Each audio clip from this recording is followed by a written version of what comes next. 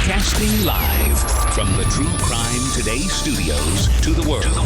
This is Murder in the Morning with Tony Bruschi and Stacey Cole. From the Hit Killers Podcast, Murder in the Morning. Well, sometimes when a lot of attention is brought to a case where an injustice was done and enough people care, and enough people look at the evidence and go, this was wrong, the way that this all went down, the needle can move. And then you can sometimes eventually, once you get your Netflix specials and everything else, and all the interviews, then the DA kind of has to say, yeah, maybe we should take another look at this. Menendez brothers' resentencing bid is under review, says the DA. Why does it take a Netflix special to get a case really looked at? Is it just because it gets public pressure at that point? A Netflix special is kind of like a presidential pardon at this point. It seems to feel that way, doesn't it? If you get the Netflix special, you are going to be a free person, unless you're one of those horrible ones that they have Netflix specials on.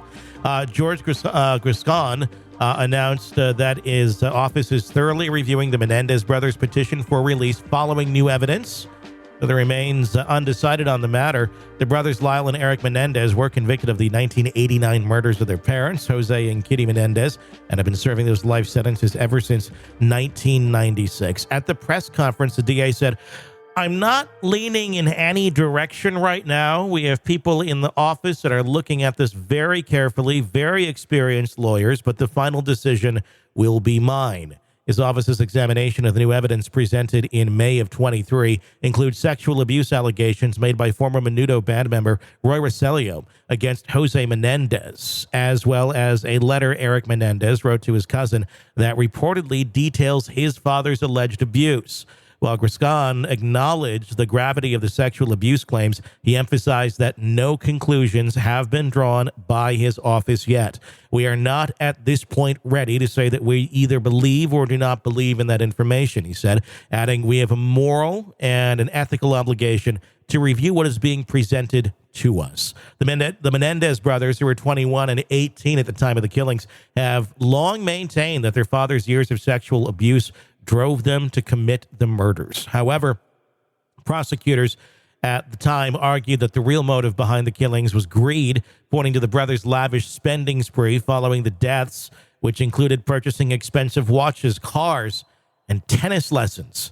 Gascón acknowledged that options within his office on the brothers' case is divided. There are opinions, rather. There are differences of opinion within the office, and there is a healthy part of this process, he explained. There are people in the office that would tell you this case should never be either resentenced nor a habeas should be granted. And there are people who believe this should be evaluated carefully. The new evidence includes Rosselló's allegations that he was sexually abused by Jose Menendez in the 1980s and the discovery of Erik's letter to his now deceased cousin, which details the alleged sexual abuse. These pieces of evidence were not available during the original trial, and Gascón indicated that such evidence, had it been presented, might have led the jury to a different conclusion. Despite the weight of the new claims, Gascón made it clear that his office has not yet confirmed the validity of the evidence. We're not saying that there was anything wrong with the original trial, he noted.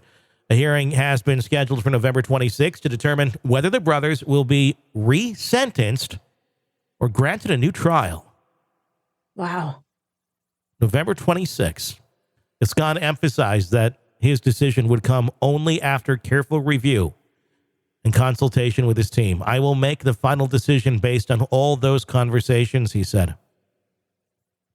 Could be a good Thanksgiving for the brothers. The Menendez brothers case gained renewed attention in recent years, especially following the release of the Netflix documentary that explored their side of the story. In the documentary, both brothers expressed their hope that the new evidence would lead to their release. Mark Garagos, the brothers' post-conviction attorney, said they are cautiously optimistic that their petition will succeed. Gascón suggested that today's legal system might approach such cases with more sensitivity than in the past. There's no question that today there would have been a greater level of sensitivity to the way the case was looked at, he said when asked if the case would be handled differently today. There you go. Everything old is new again. It is. It is. Gonna go back in time. Look, I wish I had Huey Lewis queued up right there. That would have been perfect. It would have. But unfortunately, I don't have Huey Lewis on a hotkey. I kind of do, since I've been working on the Gen X Time Machine podcast. I'm all like Back to the Future. It's weird. Really? Yeah. It really feels strange to me. It's like I'm still in the 80s. Like I've lost all sense of time. I really have. Well, that's kind of fun sometimes. I look forward to that when I'm in a home someday, where it's just like I don't fucking care. Like one day feels like a year or something. Great, that sounds great. Yeah, that would be kind of nice, wouldn't it? Yeah, I think I could enjoy some of that. Actually, I don't think it would be that horrible. God, yeah, no kidding. How does this? I don't know. I used the expression, what was it, 1.2 gigawatts the other day. And I kind of got looked at funny, like, what is that from? See? There we go. What? Yeah, 1.2 gigawatt. Gigawatts? What is it? Was I have that a really from, bad fever was right that, now. Was that from Back to the Future? It is, yeah. Okay, wow. And there you go. You were released on the news Back in Time. Apparently, you need to watch that movie again. It's been a while. It's a good movie. Yeah, it's been a short while since I've seen that. The Menendez brothers, did you watch the docuseries? Or that's not docuseries, but the series? I have not yet. You got to see it. And by the way, there's another one that is about to come out. And it's the Menendez brothers in their own words. That one's going to be a good one. That one's on my list. That comes out, I think, what? The 7th, 9th? I think. I want to say the 7th of October. So 7th of October. Well, that happens to be today if you're listening to this on Monday. Yeah, if I've got that date right, I would look it up. I'm going to look it up right now. No. It's going to be an interesting one. I'm nostalgic about the whole Menudo thing. I mean, I grew up listening to them, which tells you how old I am. Menudo. Like Robbie Rosso was my childhood crush other than Prince. Did you like Ricky Martin? I really wasn't a Ricky fan. He came a little bit after once I'd moved on from Menudo. Oh, did you like Ricky Martin when we played Ricky Martin when he was an adult? Yeah. Yes. And then I found out I could never be his girlfriend. And did that end it? Did that end the... Well, I could have been a beard, but, I'm not sure what fun that is. Well, it's Ricky Martin, why not, Speaking of Ricky Martin, what was the Apple series that he was just in? The one with Kristen Wiig. Apple is an app that I forget to ever go to. Oh, honey, you are missing out. Yeah. Ted Lasso, Palm Royale is the one I'm thinking of. Okay. They have good shows that no one knows about unless you're in the Apple universe. And I have an iPhone, and that's about the extent of my Apple use. Well, I'm sure you've got a TV that can access it. I think it's worth it. I have it. I have Apple TV. I know.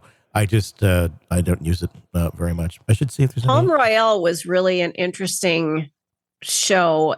It was a series, and Ricky Martin played a waiter. I think he was a waiter in it, and he was really good. Carol Burnett was in it. I mean, it was just Allison Janney, Laura Dern. It was a really good series, and it was short, so you could binge it in a weekend. Oh, it was really good. Speaking of Menudo and Ricky Martin, here is the Menendez brothers trailer for the one that's dropping on Netflix on the 7th, Monday. Take a listen. Everyone asks why we kill our parents. Maybe now people can understand the truth. My name is Erik Menendez. My name is Lyle Menendez, calling you from Donovan Correctional Facility. Lyle was the only person that had ever protected me. what happened that night. It is very well known, but so much hasn't been told. If anyone had written this for a script in Hollywood, the Hollywood people would have gone, no way. The Menendez case is one of the most infamous criminal trials in America. The brothers accused of the murder of their wealthy parents in Beverly Hills. It was like an incredible soap opera. Jose was a successful businessman. Kitty was the caring mother. Two boys, emblematic of wealth and privilege. Why would you kill your parents? As the prosecutor, I knew it was plain old greed. There was a media spectacle from the beginning, so we were not the ones who told the story of our life. We looked like the perfect family, but behind the walls, something very wrong was happening. What did he do to you?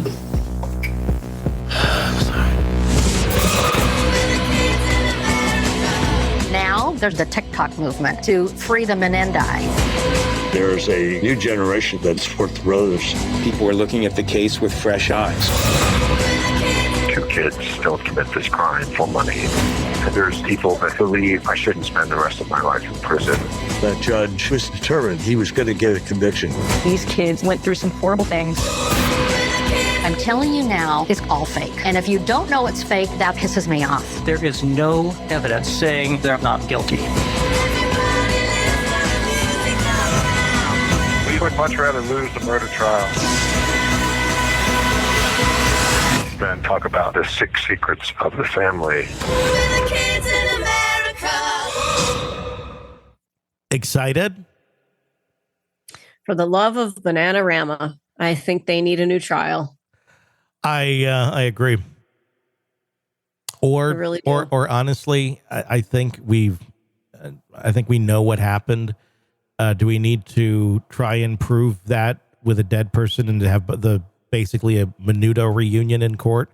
Or can we just say, look, we got this wrong. These guys have served their time, and go live the rest of your life. Yeah. Where's the money? Is there any money now? Where's the estate? That would be an interesting thing to find out. I don't believe there is an estate. I just did a piece on that the other day. And we do so many pieces, I forget what the hell the answer is. Hard to keep track of all of it. What happened to the...